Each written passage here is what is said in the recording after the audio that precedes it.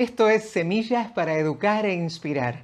Ideas, voces y herramientas para transformar nuestra manera de enseñar.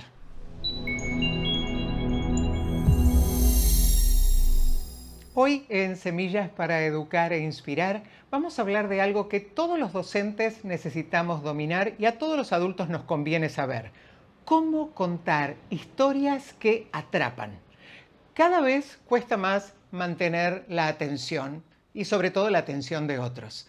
En un mundo lleno de distracciones, captar el interés es todo un arte. Por eso hoy vamos a hablar de una herramienta poderosísima, el storytelling, o cómo usar el arte de contar historias para enseñar mejor.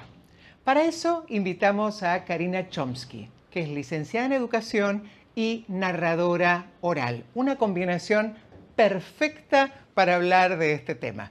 Karina facilita espacios de aprendizaje en escuelas y en empresas y está convencida de que la vida mejora cuando nos animamos a contar nuestras historias. Así que la invitamos para que nos cuente cómo usar la magia del storytelling en el aula.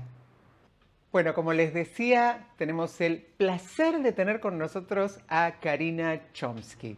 Con todo ese currículum que ya les conté, lo primero que quiero hacer es preguntarle a Karina qué nos pasa a nosotros con las historias, porque la verdad es que sea un cuentito cuando somos chiquitos o una noticia bien contada cuando somos grandes, las historias nos atrapan. Entonces, Karina, mi primera pregunta para vos es, ¿qué tienen las historias de especial que pueden aportarle al proceso de enseñanza-aprendizaje?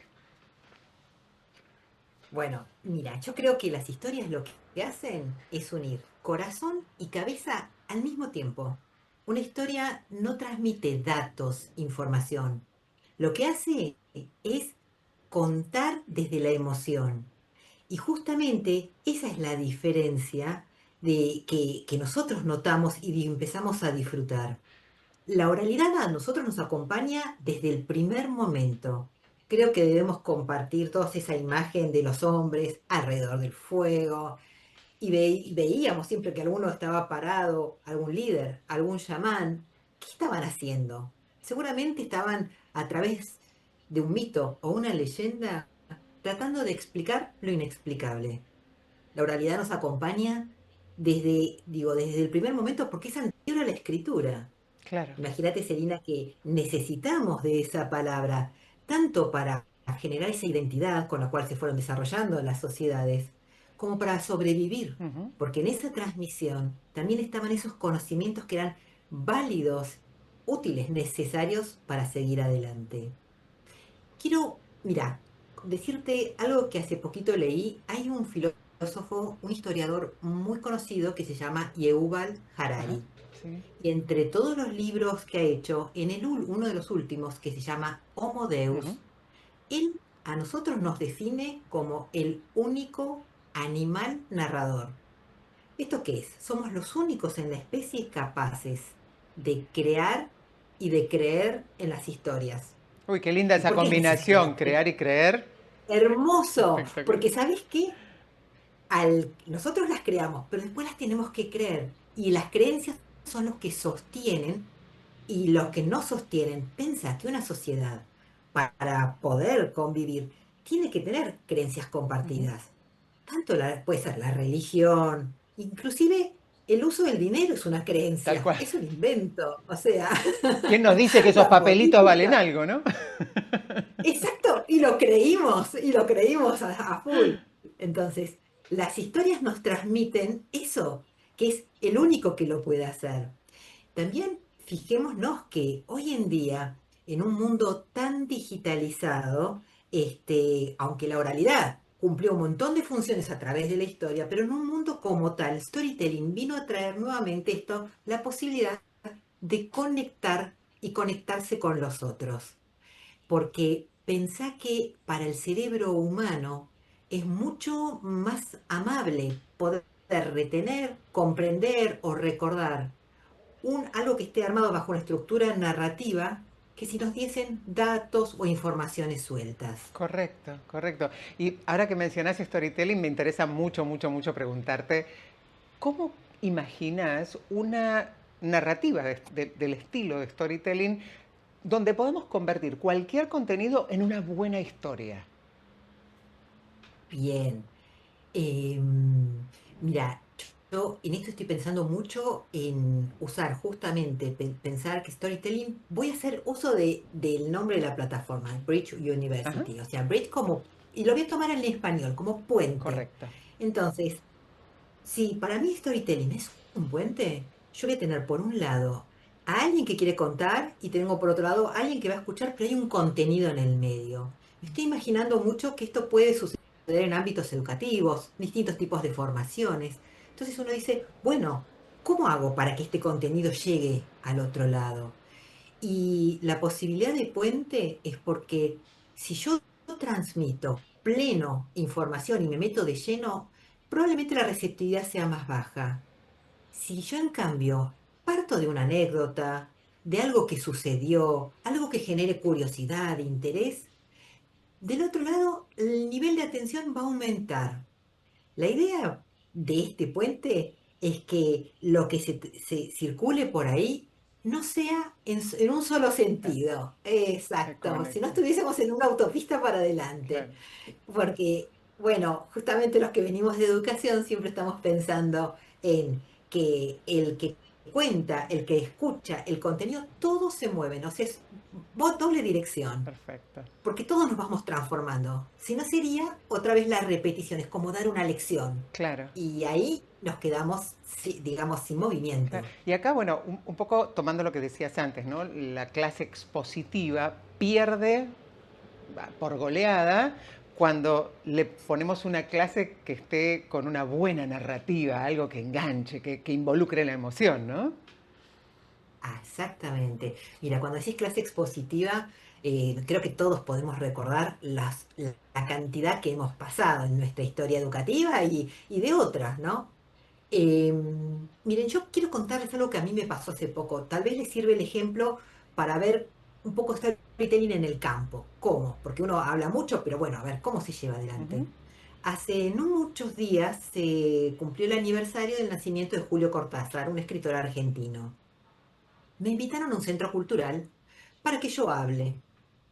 Entonces, esto le debe estar pasando, y le habrá pasado a un montón de docentes, no importa si es de primaria, media, universidad, bueno. Entonces uno habitualmente siempre piensa, bueno, voy a contar un cuento, voy a leer algo, voy a hacer una explicación. Yo lo que les propuse fue hacer algo que se lo voy a contar ahora, que fue distinto. Yo les había dicho que ellos que estaban ahí en ese homenaje, que venían realmente por motus propios, probablemente yo creía, sospechaba que tenían algún vínculo, algo que les había pasado o que les despertaba Cortázar, pero que yo quería contarles mi propia historia. Entonces, les conté mi historia y es la siguiente. Cuando yo estaba en tercer año del secundario, se había puesto de moda leer libros, pero no los libros esos que te daban en el colegio dentro de las materias, libros de grandes. Y de pronto empezabas a ver en el patio del colegio chicos que andaban con Hermann Hesse leyendo Tal cual. Siddhartha. Otros, de repente empezabas a ver Cien años de soledad, García Márquez. Bueno, no sé, Vargas Llosa. Bueno, el punto era que para mí la mayoría sacaba a pasear el libro, o sea, se lo ponía debajo del brazo, caminaba por el patio, pero claro, el que leía ese tipo de libros ya tenía la categoría de ser una persona Claro. interesante, un intelectual, pero estaban otros que realmente sí leían. Y ahí, en esos que sí leían, había un chico de quinto año, alto, que usaba anteojos, que se sentaba cerca del mástil y dale, se sentaba a leer. A mí ese chico me gustaba.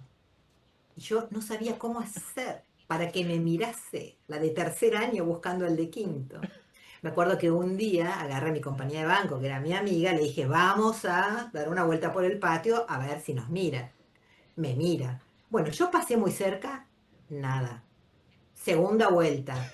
El chico no levantaba los ojos del libro, nada. Mi amiga me miró y yo le dije, por favor, tercera. Nada.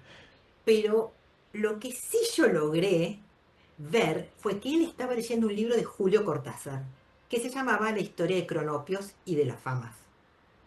¿Qué hice? En el recreo largo me fui rápido a la biblioteca, busqué en el fichero un ejemplar, voy a hablar con la bibliotecaria, busca en el registro, estaba prestado. Oh, Bueno, adivinen a quién, muchacho este. Entonces yo volví a casa totalmente compenetrada con esta cosa de cómo me hago de ese libro. Creo que la pregunta era equivocada. Yo me estaba preguntando cómo hacer para que el chico me claro. mire. Y me senté a almorzar y de pronto en el living de casa mis ojos fueron directo a la biblioteca. Y en esa biblioteca había un estante que era el estante de mi hermana mayor. Ella ya era una estudiante de letras. Entonces, ese estante donde ella atesoraba los libros, te lo voy a decir así fuerte, atesoraba porque eran tesoros en ese momento, teníamos un tema que era una, digamos, una frase muy explícita, que era nosotros, los menores, no teníamos permitido usar tocar esa biblioteca. Y ella usaba otra frase que, o sea, que daba vueltas por el ambiente, implícita, que es que el que lo hace está perdido acá. Lo matamos y chau. Claro, ¿qué hice yo? Y aprovechando que estaba justo en la facultad, me subí a investigar. Primer fila, nada, Celina, nada. Segunda fila, letra C. Tomo el primero que leí en el lomo Cortázar. Rayuela. Bueno, Ah, no. Pongo otro más.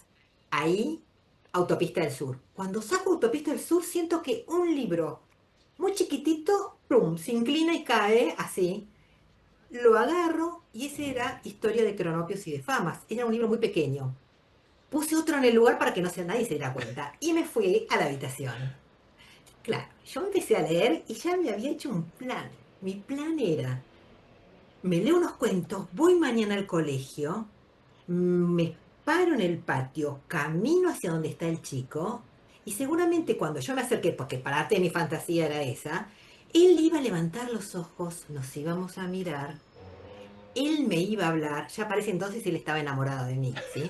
Y ahí, y en esa charla de los libros, nos íbamos a consagrar como intelectuales.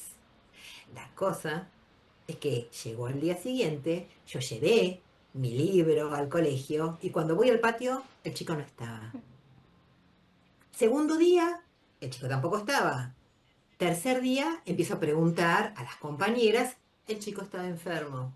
Para mí, estaba enfermo de tanto leer, pero bueno, no importa.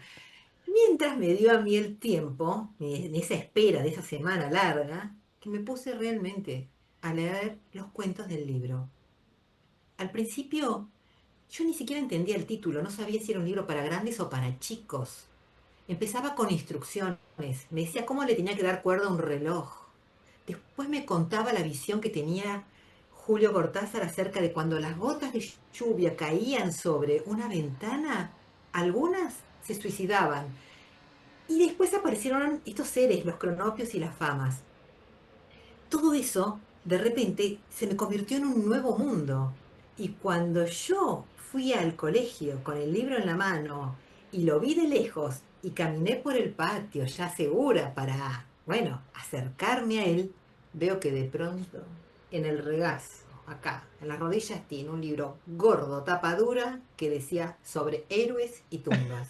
Ay, no, Ernesto Sábato, yo ya en ese momento ya no estaba ni para ningún héroe, menos para una tumba, de ninguna manera. Creo que hasta ahí llegó mi interés. Pero bueno, es- ¿qué pasó? Yo tan entretenida con esto, me olvidé de devolver el libro a la biblioteca en el estante de mi hermana. grave. Pero ella sí lo notó.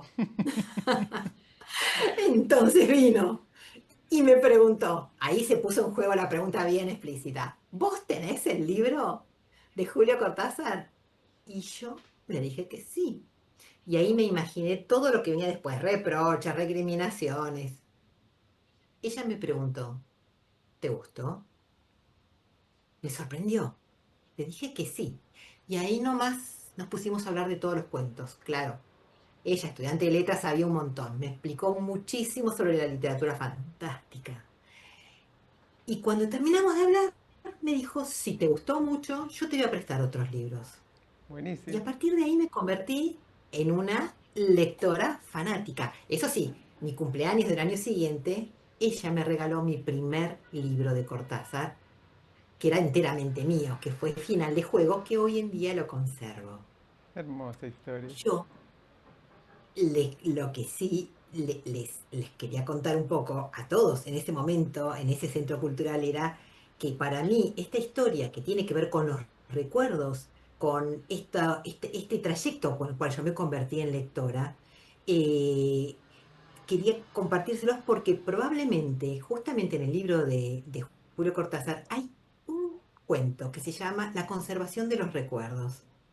Y ese cuento dice que los cronopios y los famas son muy distintos. Los famas son seres muy ordenados, que cada vez que encuentran un recuerdo, lo quieren agarrar y lo fijan con pelos y señales. Lo embalsaman, primero lo rodean con una sábana negra y después abajo le ponen un cartel. Y ese cartel es, por ejemplo, para que nadie se olvide, este recuerdo se va a llamar Paseo a Quilmes. El otro, Frank Sinatra. En cambio, los cronopios, esos seres tan risueños, tibios, que se la pasan de alegría, de carcajadas, cuando entra un recuerdo en su casa, ellos lo dejan que corran, que griten, inclusive si pasan cerca, lo acarician. Y si ve que un recuerdo va corriendo y sube la escalera rápido o la baja, le dice, tené cuidado, no sea cosa que te rompas y te caigas. Pero claro, los vecinos, los vecinos se quejan de tanto ruido y van a los famas y le dicen que los cronopios son muy ruidosos. Los famas asienten con la cabeza, pero los cronopios no se los puede cambiar. Los famas, en cambio, vuelven a la casa, revisan que cada uno de sus recuerdos estén alineados con los carteles correspondientes para que ningún recuerdo se les escape. Y con esta historia yo les invitaba a aquellos que estaban participando, diciéndoles que seguro en sus aulas y aquellos que vinieron, seguramente Cronopio, Famas, Esperanzas, iban a recorrer esas aulas, dándoles posibilidad de que quien esté enseñando pueda jugar, pueda crear, pueda permitir que sus alumnos experimenten. Y que ese fue un poco el legado que don Julio Ujú. nos dejó a nosotros, ¿no? Jugar con esta fantasía. Hermoso. Y este para mí fue un ejemplo de cómo poder contar algo de Cortázar desde una emoción, o sea, acá hay una emoción y una estructura Ujú. narrativa.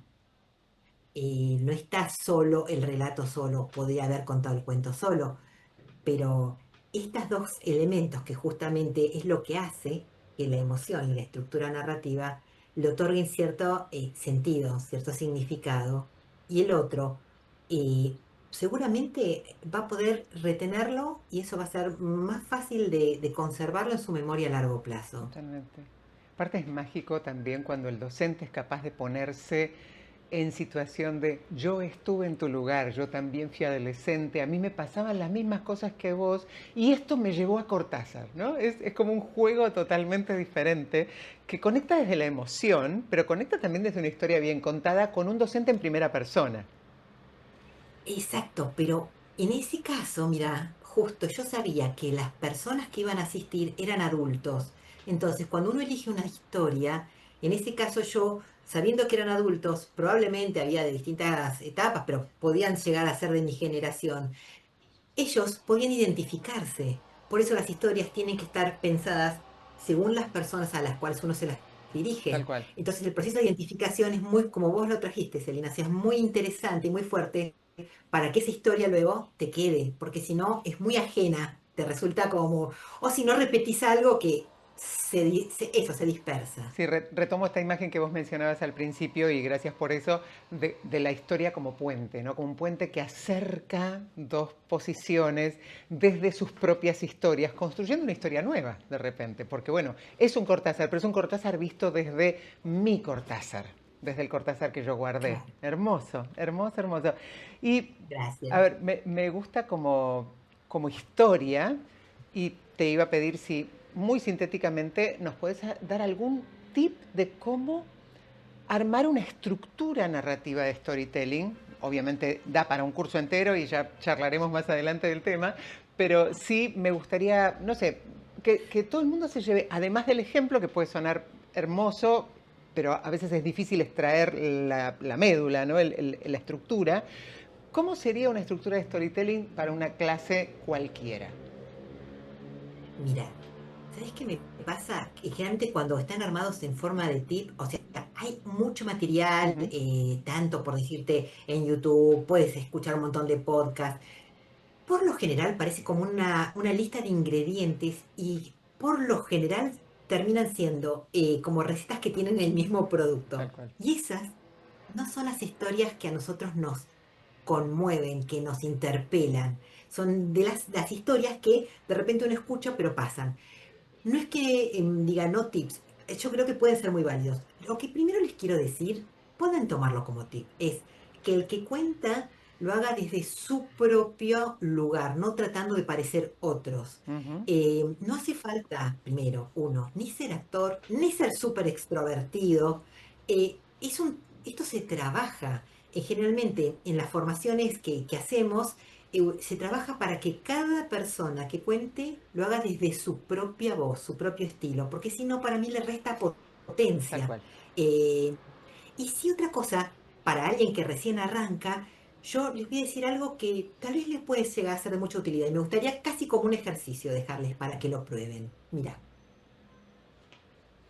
el lenguaje cinematográfico y la narración oral y el storytelling comparten el mismo material. O sea, están hechos de lo mismo. Las películas están hechas de imágenes y storytelling está hecho de imágenes. Acá se proyectan, son cuadros secuencias. Claro. Acá se dicen, pero lo que vos decís en realidad que llega del otro lado, seguramente es una imagen fuerte. Entonces yo les propongo, pueden pensar en la historia que recién les conté, pero pueden pensar en una que ustedes quieren contar. En ese momento yo les digo, cierren los ojos, piensen en el momento en que estaban, piensen qué olores, qué texturas ustedes tocaban, qué sonidos pasaban, porque si yo me acuerdo del patio, me acuerdo del ruido del Claro. timbre, me acuerdo. Hay contexto, uno no se acuerda aisladamente de las Ujú. cosas. Entonces, cuando uno logra meterse en esa imagen y la construye, al momento que la quiere contar, lo más probable es que uno proyecte al otro lo que uno ve. Si vos lo ves, vas a lograr que el otro Lo lo vea. vea. Ok. Construir entonces la Ahí está, historia con todos los sentidos, para con darle todos los esta sentidos. personalidad. Por eso, Espectacular. yo creo que obviamente hay un montón de elementos que son propios de la Ujú. narrativa, o sea, tiene que haber una persona, tiene que haber un lugar donde se desarrolla, tiene que pasar cosas, Ujú. porque si no, no es historia. Seguramente va a haber una resolución, va a haber después una reflexión. Esos son elementos muy interesantes que poco a poco uno puede ir abordándolos. Uno quiere todos juntos, a veces no sale, pero tomas uno. Hacés el ejercicio con este y decís, a ver si, cuando a alguien le quiero probar contar algo, a ver si logra. Y te van a decir, lo vi. Para Buenísimo. un narrador es como, wow, Tal cual, estoy tal ahí. cual. Hermoso, hermoso. Lamentablemente nos quedamos sin tiempo porque me quedaría escuchándote un montón de tiempo más y que me cuentes más historias, porque ahora quiero saber cómo terminó la historia con el chico, si es que tiene una resolución, pero eso me lo contás después, así queda como chisme entre nosotras. Escúchame, una última pregunta quiero hacerte que le estoy haciendo a todas las personas que generosamente como vos nos están ofreciendo su tiempo, y es la siguiente. ¿Qué semilla, si vos tuvieras que plantar hoy en la educación, para que germine en la educación del futuro, plantarías desde la visión de la literatura, de la narración, del storytelling? ¿Y por qué? Bueno, sé que me estás dando la oportunidad de pensar que los aprendizajes son todos potenciales semillas, Ujú. ¿no? Entonces, acá podemos tener semillas muy chiquitas, semillas enormes, no importa el tamaño. El punto es dónde las ponemos, dónde las plantamos para que germinen. Y yo me tomo como la idea de que storytelling va a ser esa tierra fértil.